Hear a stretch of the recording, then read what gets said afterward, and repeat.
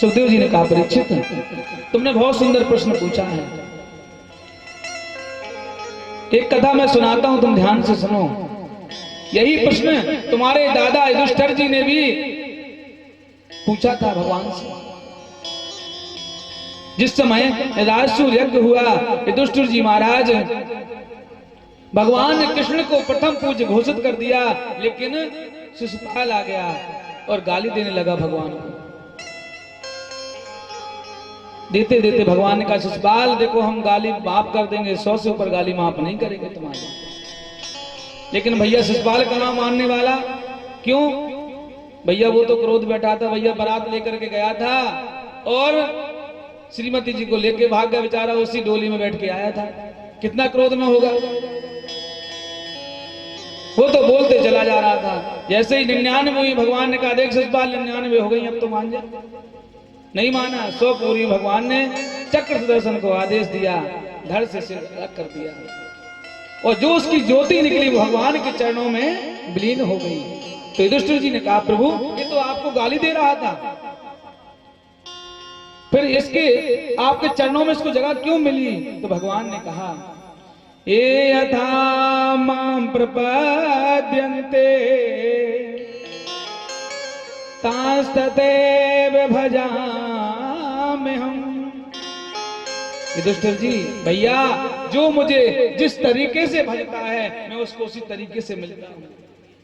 कोई मुझे अपना काल मानता है तो कंस को मैं काल के रूप में दर्शन देता हूँ, और मुझे भक्त भगवान मानता है तो मैं भगवान के रूप में देता हूँ।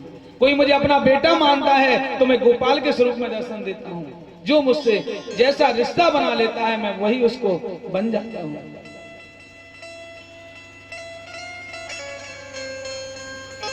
भगवान कब किस पर रीत जाए ये कुछ कोई नहीं जानता है। अच्छा भगवान बोले, सुनो। सुखदेव जी कहते, परीक्षित तुम कह रहे हो भगवान पक्षपात करते हैं, तो तुम्हें पता है ऐसे 2 दैत्य हैं जो भगवान के महाभागवतों में गिने गए हैं। एक है प्रहलाद जी महाराज, दूसरे हैं राजा बलि। परीक्षित बात उस समय की है जब भगवान ने 12 रूप धारण करके हिरण्याक्ष को मार दिया, तो इसका बड़ा भाई हिरण्याकश्यप कट्टर दुश्मन बन गया भगवान का। इसने आज प्रभु अपने गले से लगाए कह रहे हैं, उर से लगाए प्रभु कहें बार बार,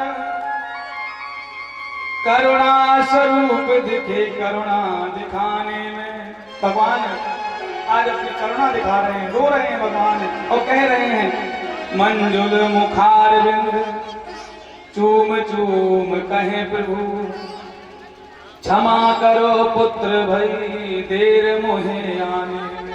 आज भगवान पहला से क्षमा मांग रहे हैं, बेटा हमें क्षमा कर दो, मुझे बहुत देर हो गई आने में, मुझे पहले आना चाहिए। ये होता है। अगर सच्चा प्रेम देखना है तो आप गौ माता में देखो। गौ माता कोई जानवर नहीं है, गौ माता एक भगवान है। आपने देखा होगा गौ माता का इतना प्रबल प्रेम होता है कि अपने बालक को चाट के महाराज में खड़ा कर देती है। ऐसी भगवान आज प्रेम कर रहे हैं, बेटा क्षमा कर। तो हम आज देखते हैं कि वही गौ माता पर कितना अत्याचार होता है। खेत में गए और इतना मोटा डंडा खींच के मारते हैं। भैया दूध खाने के लिए तुम हो, डंडा खाने के लिए गौ माता है। दूध खाया तब तक तो गाय हमारी, और दूध खाने के बाद सब समाज की गाय होगा। ऐसा नहीं है। कितना इससे पाप पड़ता है भैया। काश तुम्हारे बेटे ऐसे ही करेंगे, तुम्हारे तक पैसा कमा तब तक तुम, और पैसा खत्म होने के बाद महाराज बेटे तुम घर से बाहर निकाल ले तो कैसा रहेगा। गौ माता बहुत, भगवान ने गौ माता की पूजा की है, संतों ने गौ माता की पूजा की। नमो गोभ्या श्रीमतिभ्या सौरवे विमेव च पतितानां पावनेभ्यो वैष्णवेभ्यो नमो नमः। भैया गौ माता को अगर हमने अपने घर में लाए हैं, उसका दूध खाया तो उसको मध्य दम तक अपने पास रखो, उसको छोड़ो नहीं कि दूध नहीं दिया तो छोड़ दिया और दूध देने लगी तो अपने घर में बांध दिया। ऐसा खूब हम लोग करते हैं। आज भगवान प्रहलाद जी से क्षमा मांग रहे हैं, प्रहलाद मुझे क्षमा कर दो। आज प्रहलाद जी महाराज ने 42 श्लोकों में भगवान से स्तुति की है। प्रहलाद नारद पराशर पुंडरीका व्यासांबरीश सुख शौनक भीष्मदाभ्याम रुक्मांगदार्जुन वसिष्ठ विभीषणादि पुण्यानि मां परम भाग्यवता स्मरामि। प्रहलाद जी महाराज ने 42 श्लोकों में प्रार्थना की है। भगवान बोले प्रहलाद कुछ मांग लो मुझसे। प्रहलाद जी कहने बोले नहीं भगवान मुझे मांगना नहीं है।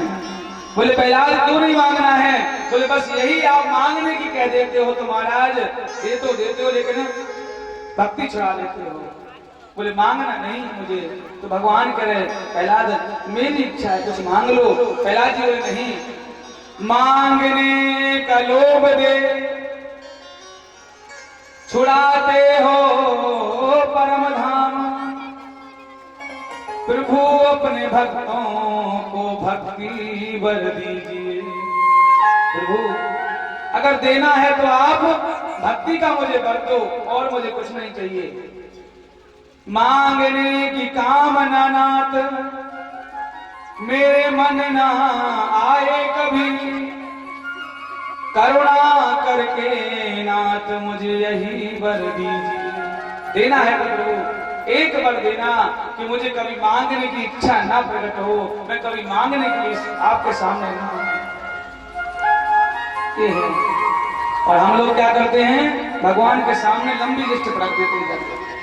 भगवान बेटा होता है, भगवान खूब पैसा होता है, भगवान भी कहते हैं कि पूजा करने आए तो भीख मांगने आए मेरे सामने।